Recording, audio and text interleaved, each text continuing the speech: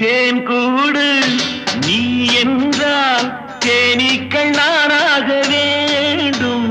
தீராத பசியோடு தேனாற்றில் நீராட வேண்டும். தேன் கூடு நீ என்றால் தேனீக்கள் நானாக வேண்டும். தீராத பசியோடு தேனாற்றில் நீராட வேண்டும்.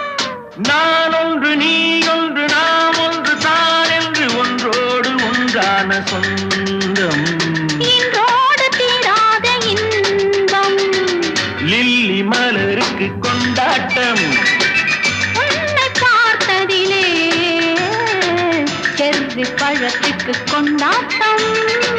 பெண்ணை பார்த்ததிலே